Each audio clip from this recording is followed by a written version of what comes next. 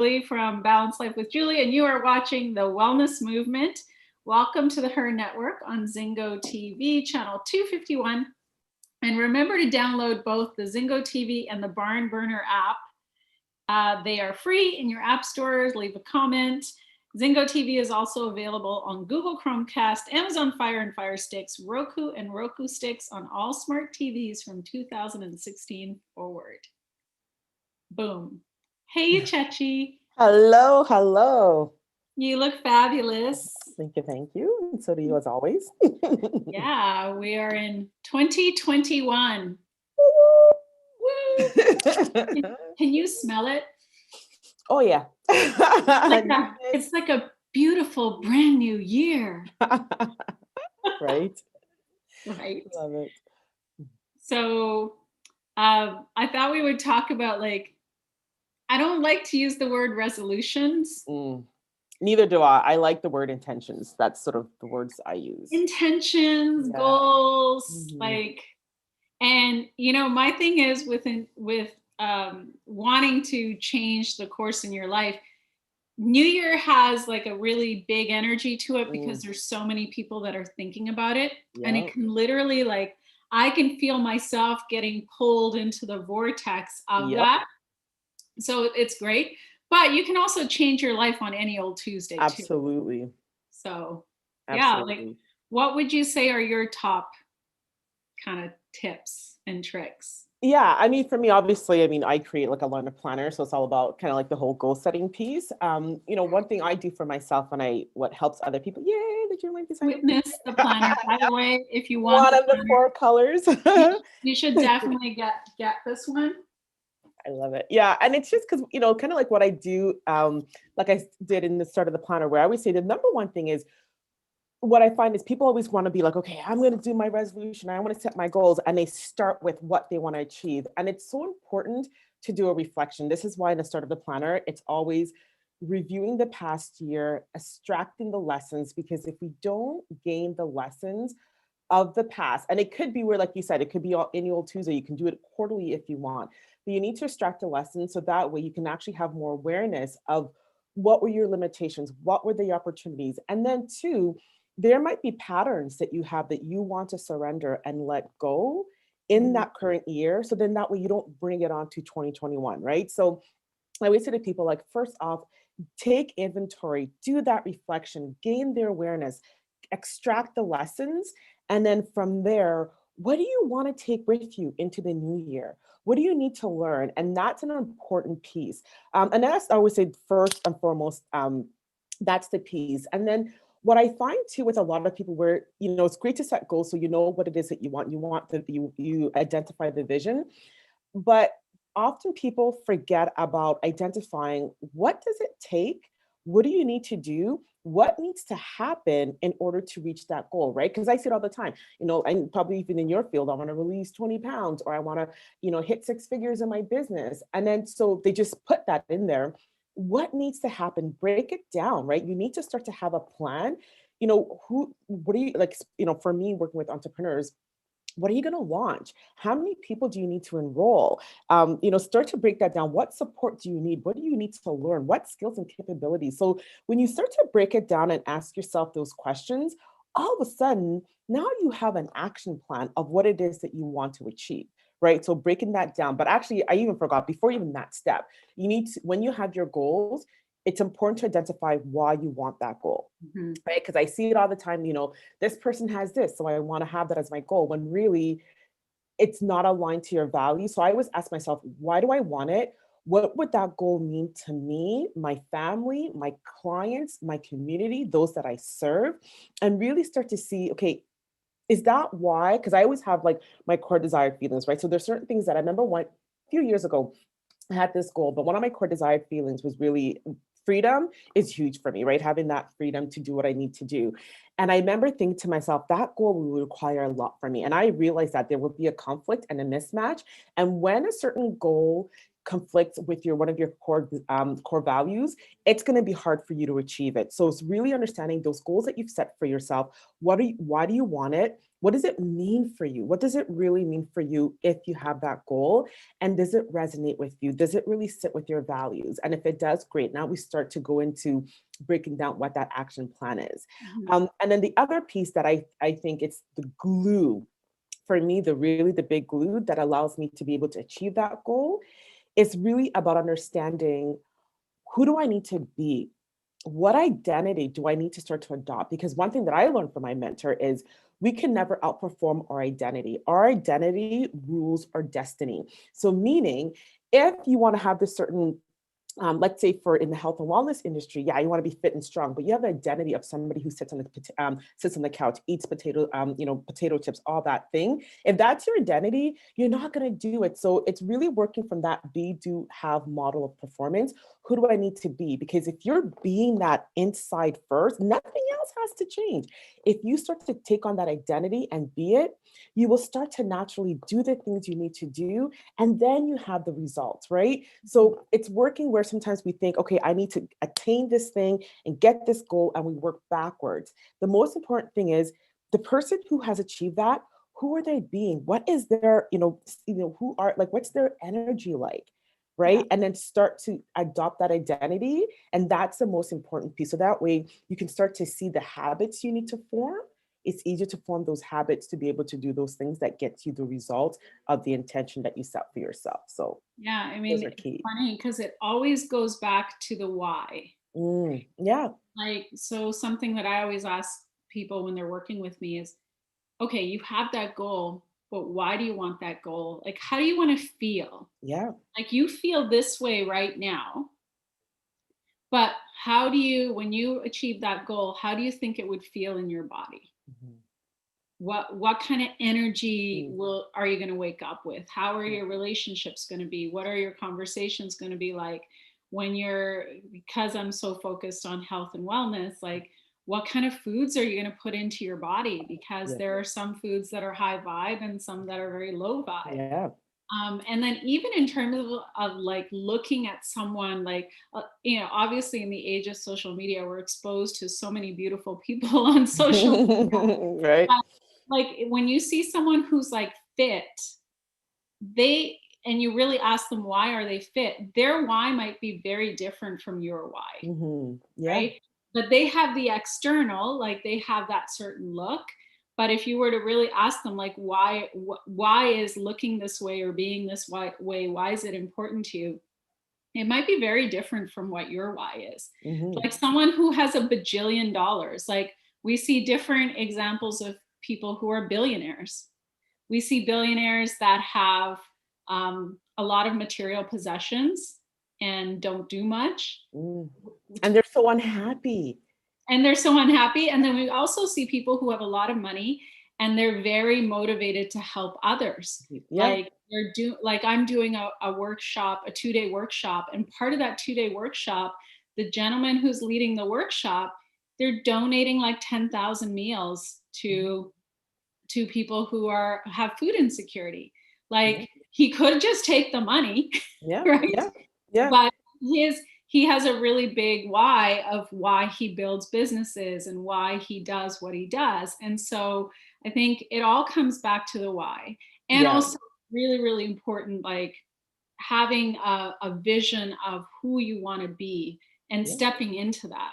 Yeah, So yeah. And that's what I said, like the whole thing about who do you need to be, because that vision of that person, that's what's going to draw the different opportunities to you. And also too is about, one of the biggest things too is also the energy, right? Because I remember I wrote about this, I think on my social media, where some people start and it's like, okay, it's got to be better than 2020, 2020, like, and they start to set their attention on this, like the energy of like, it's got to be better. And so, and it's like, look at this energy, like this is something that you want to achieve, and look at the energy you're coming from, right? And even for me, it's like, I would say you sit down, you get into that state, right? Because, and this is your jam too, where it's everything is energy. So it's like, sitting there, and I actually, picture myself like the people I'm serving, the impact I'm making, like the movement, right? Like my mission.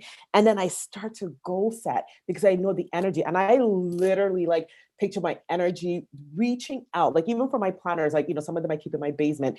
And sometimes when I'm, doing my exercise in the basement, and I just picture my planner and I just picture like a magnetic field, like hitting around the world to say, let this, my planners touch the people who it's going to use, it's going to serve to make an impact. And I put that energy out. And so our goals, when you're setting your goal or setting your intention, it magnifies when you come from that place, the energy that you're in as you're writing it. All these things matter within it. So it's not about, oh my God, 2020 is done. Oh, thank God. Ooh, now it got to be that. And you start writing it. Like that's not the energy that you want to bring into that work.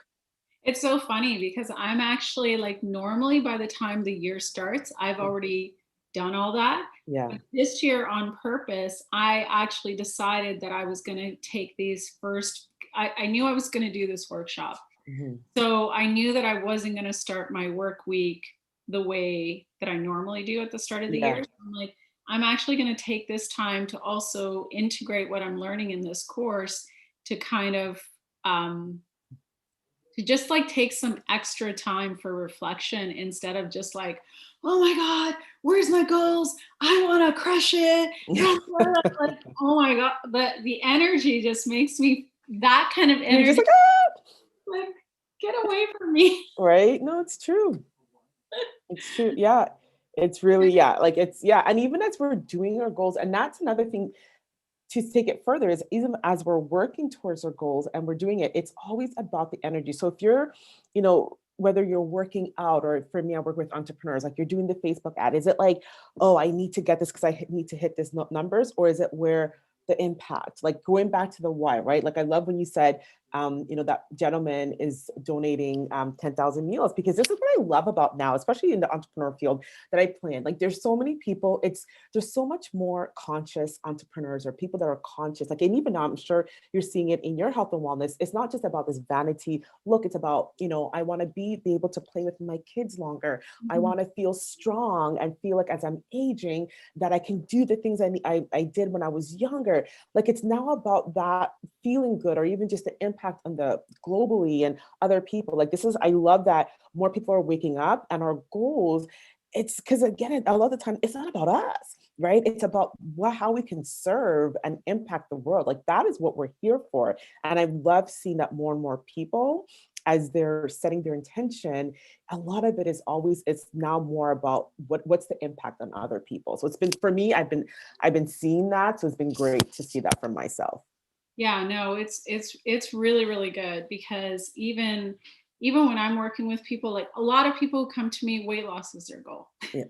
That's that's always the thing. Yeah. So then I'm like, okay, but how do you want to feel? Like, what are you really wanting? And it's like when we dig a little bit deeper, there are other things that are really key to that. And obviously being like healthy enough to play with your kids and or I mean, obviously we don't do events anymore, but when we do events again, going to a certain event and Yeah. feeling really confident, right? Yeah. Yeah. Um, and also like I work with some women who want to set a really good example for their family, Yeah. right? Like Yeah. kids will mimic what they see Oh, adults do. So yes.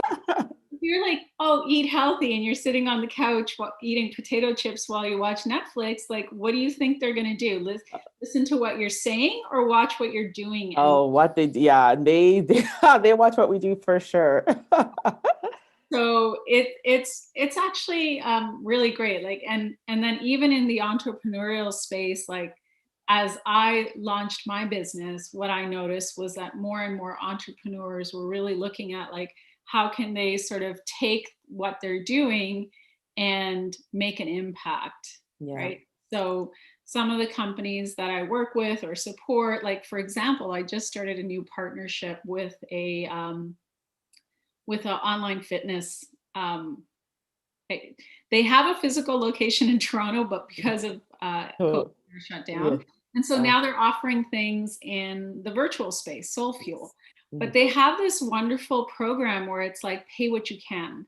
Oh, nice. And so just because like some people don't have jobs right now. Yeah. And so Yeah. instead of, she's like, so when I was talking to MJ, who's the founder, I said, so kind of like, how do you guys run that? And she's like, honestly, it's like if someone can only afford to pay $1 for a class, that's what Yeah. it is, Yeah. you know, or $5.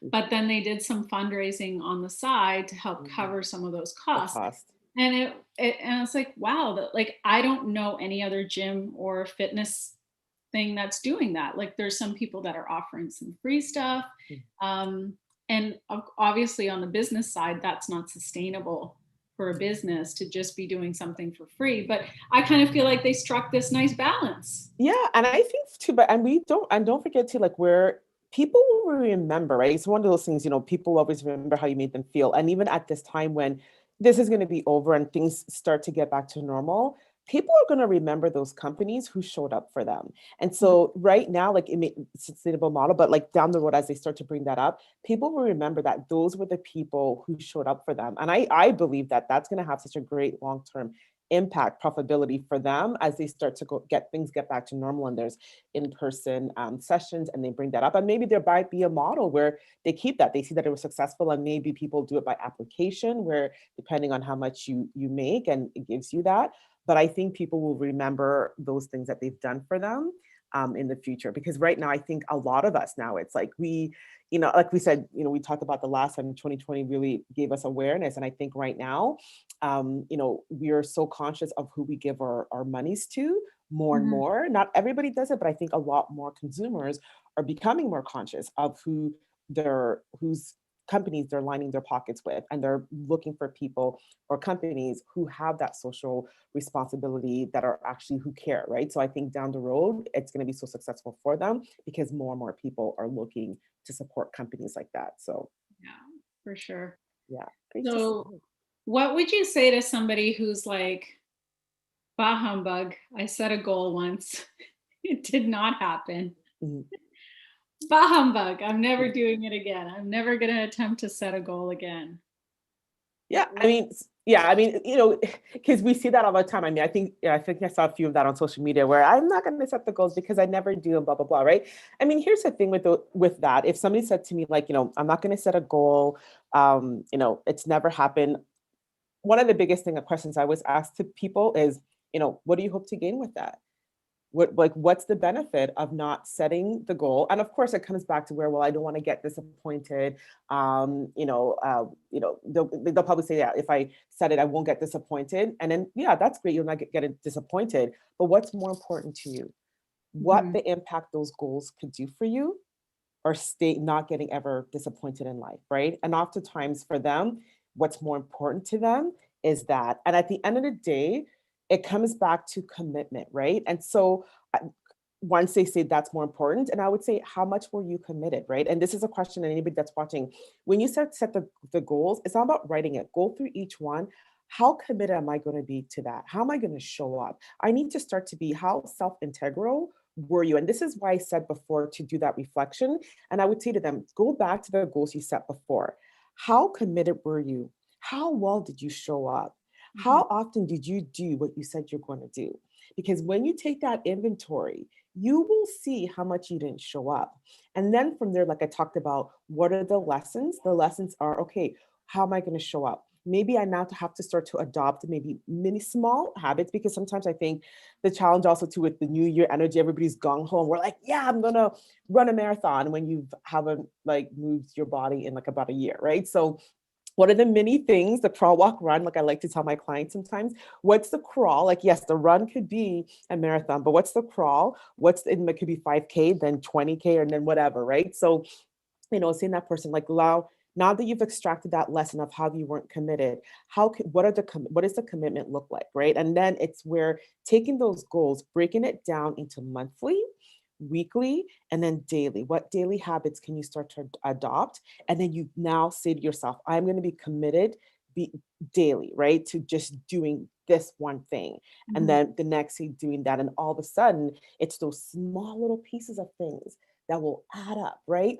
You might not maybe hit 100%, but 80% is Mhm. better than zero where, oh, I'm not going to set it at all, right? And just now being more committed, like what that means is like they're more committed to their limitations and their circumstance versus being committed to the choice and the impact that they want to make. And most of us, when we dig in, we want to make an impact. That's a human nature.